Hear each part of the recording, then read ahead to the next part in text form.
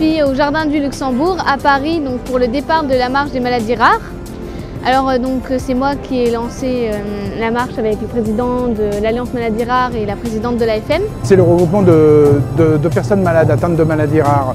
C'est des 200 associations, un peu plus de 200 associations qui se sont réunies de façon à pouvoir exprimer le combat qu'ils ont à mener contre la maladie. Je suis la maman de Tess qui est ici avec nous et qui est âgée de 9 ans et qui est atteinte du syndrome de Rett. Nous sommes venus soutenir bien sûr la recherche, nous sommes venus pour la solidarité, pour que le regard des autres change. Une maladie rare, c'est une des maladies avec une prévalence d'une personne sur 2000. Donc ça représente environ 3 millions de personnes en France. Vous avez grosso modo une personne sur 20 concernée. Je m'appelle Philippine, j'ai 14 ans, je vais avoir 14 ans dans 2 mois et je suis atteinte d'une leucinose. C'est une maladie génétique rare. Du métabolisme, en fait je peux manger que des fruits et des légumes en quantité restreinte. La marche c'est pour prouver qu'il y a plein de maladies rares comme ça qui existent et c'est important parce qu'au moins on sait qu'elles existent. Les maladies rares doivent être beaucoup plus connues et reconnues pour qu'il y ait moins en moins de maladies rares et qu'il y ait plus en plus de malades qui soient soulagés. Je viens du Nord avec mon mari et mes 2 enfants. On vient pour la petite qui est une maladie génétique. Voilà, c'est la seule de la famille. C'est une maladie génétique qui touche très rare, elle touche à peu près 700 personnes dans le monde. C'est l'incontinentia pigmenti. Et en fait, c'est une maladie qui se déclare à l'origine par des problèmes cutanés.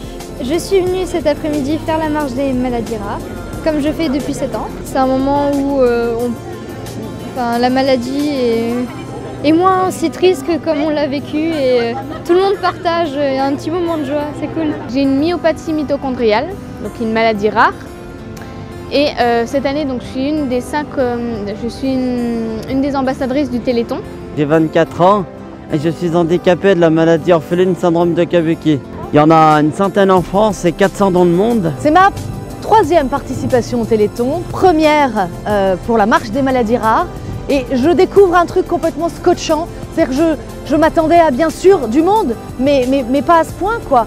Ils sont tous là, les malades, leurs familles. Je suis très honoré d'être là au milieu de ce cortège parce que évidemment toutes ces maladies ont besoin de soutien, mais je pense qu'aujourd'hui on a surtout besoin de faire la fête ensemble. Ils sont extrêmement nombreux, on est 2-3 000 là cet après-midi. Il y a de l'espoir, il y a de la joie aussi.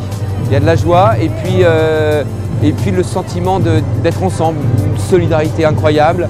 Tous ces gens qui peut-être jusqu'à aujourd'hui, jusqu'à quelques années, se sentaient isolés, qui d'un seul coup, voilà, sentent bien qu'ils ne sont plus seuls, qu'il y a quelque chose en marche, qui fonctionne, il y a des résultats et ces résultats, on n'est pas encore arrivé au bout, il faut continuer et c'est pour ça que voilà, il faut essayer de fédérer tout le monde autour de cette marche des maladies rares. Ça s'est bien passé, c'était festif, c'était beau, c'était émouvant. Je trouve que l'organisation a été tout à fait bonne et j'ai beaucoup apprécié de marcher au milieu des familles et de pouvoir discuter avec elles. La 14e marche des maladies rares a été marquée par ce côté festif et cette volonté de remonter des 4 coins de la France pour se rassembler, pour lutter contre l'isolement, pour se mobiliser. Le message pour moi, c'est le plus important, c'est ensemble nous sommes plus forts, plus heureux, plus dignes.